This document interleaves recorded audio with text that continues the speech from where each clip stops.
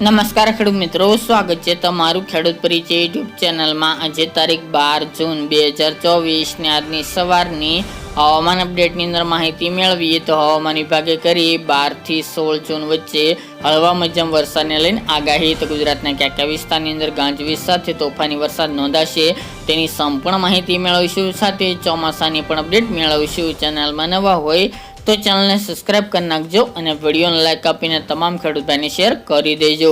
ગુજરાતની અંદર 2-3 દિવસથી વરસાદી માહોલ જોવા મળી રહ્યો છે। અમુક વિસ્તારની અંદર ભારે તો અમુક વિસ્તારની અંદર હળવો વરસાદ નોંધાયો છે। અમુક વિસ્તારની અંદર વાવણી લાયક વરસાદ પણ જોવા મળી રહ્યો છે। ગુજરાતમાં ખાસ કરીને અરબી સમુદ્રી સિસ્ટમની અસર જોવા મળી હતી, જેના કારણે ગુજરાતમાં મધ્યમ ભારે વરસાદ વરસી રહ્યો હતો। ફરીવાર હવામાન વિભાગે આજથી 16 તારીખ સુધી હળવા મધ્યમ તો કોઈક જગ્યાએ ભારે વરસાદને લઈને આગાહી કરી છે, જેમાં પણ દક્ષિણ ગુજરાત અને સૌરાષ્ટ્રનો સમાવેશ જોવા મળી રહ્યો છે। મધ્ય પૂર્વ વિસ્તારની અંદર અમુક જગ્યાએ વરસાદી ઝાપટા પડી શકે છે। કચ્છ અને ઉત્તરના ભાગોની અંદર પણ કોઈક જગ્યાએ વરસાદી ઝાપટા પડે તેવી સંભાવના છે।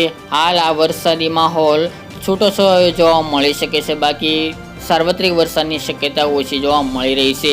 આજે 12 તારીખના રોજની વાત કરીએ તો વરસાદની સંભાવના સૌરાષ્ટ્રની અંદર ભાવનગર જિલ્લો, અમરેલી, જૂનાગઢ, ગીર સોમનાથ, રાજકોટ અને બોટાદ જિલ્લામાં જોવા મળી શકે છે વરસાદ, તેમજ દક્ષિણ ગુજરાતના જિલ્લાઓ જેમાં તમામ જિલ્લાઓનો સમાવેશ જોવા મળી રહ્યો છે।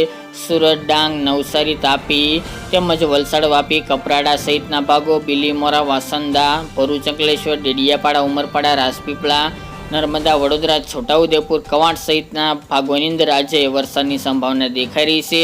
મધ્ય પૂર્વની અંદર દાહોદ, ગોધરા, છોટાઉદેપુર, આણંદ, નડિયાદ, ખેડા એ વિસ્તાર અને પંચમહાલના પણ એકાદ વિસ્તારની અંદર વરસાદી ઝાપટા પડે તેવું અનુમાન દેખાઈ રહ્યું છે। જ્યારે કાલે 13 તારીખના રોજની વાત કરીએ તો આ મુજબની આગાહી યથાવત જોવા મળશે। આ તમામ આપણે જિલ્લાઓ જણાવ્યા તે મુજબના વરસાદ નોંધાય તે જગ્યાની અંદર પડે તેવી શક્યતા રહેલી છે, જેમાં પણ દક્ષિણ ગુજરાતના તમામ જિલ્લાઓ, સૌરાષ્ટ્રના ભાવનગર, બોટાદ, અમરેલી, જૂનાગઢ, ગીર સોમનાથનો સમાવેશ જોવા મળી રહી છે। ઉત્તર અને કચ્છમાં કોઈ વરસાદની સંભાવના જણાઈ રહી નથી, પરંતુ કોઈક જગ્યાએ વરસાદી ઝાપટા પડી શકે છે, બાકી હવામાનમાં પલટો અવશ્ય જોવા મળી શકે છે। 14 અને 15 તારીખની વાત કરવામાં આવે તો તે મુજબ જ તે વલસાડ, વાપી, કપરાડા, વાની તેમજ ડાંગ, આહવા, ભરૂચ, અંકલેશ્વર, નર્મદા જિલ્લો, દાહોદ, ગોધરા, છોટાઉદેપુર, વડોદરા, કવાંટ તાલુકો આ વિસ્તારની અંદર વરસાદની સંભાવના છે। 14 અને 15 તારીખ દરમિયાન સૌરાષ્ટ્રની અંદર ગીર સોમનાથ, જૂનાગઢ, અમરેલી, બોટાદ, ભાવનગર, રાજકોટમાં પણ હળવા સામાન્ય મધ્યમ વરસાદ છૂટાછવાયા વિસ્તારની અંદર જોવા મળે તેવું અનુમાન દેખાઈ રહ્યું છે, બાકી કચ્છ અને ઉત્તર ગુજરાતના એકાદ બે વિસ્તારની અંદર વરસાદી ઝાપટા પડે તેવી શક્યતા રહેલી છે।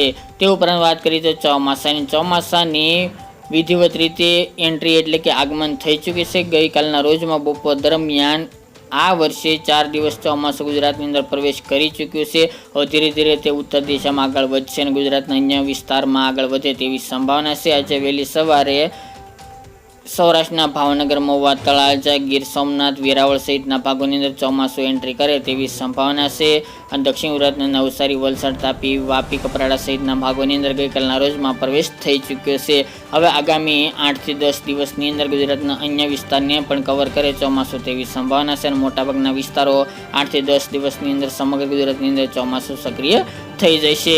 હાલ ગુજરાતની અંદર વાવણી લાયક વરસાદની સંભાવના 15-16 થી લઈને 22 જૂન વચ્ચે જોવા મળી શકે છે, જેમાં વાવણીનો પ્રથમ રાઉન્ડ જોવા મળે તેવું હવામાન વિભાગે વ્યક્ત કર્યું છે। તો મિત્રો, પવનની ઝડપ નોર્મલ કરતાં થોડી વધુ જોવા મળશે, ગરમી અને બફારો યથાવત રહે તેવી સંભાવના દેખાઈ રહી છે। તો મિત્રો, આ અત્યારની વહેલી સવારની અપડેટ, ફરી એક નવા વિડીયો સાથે મળીશું।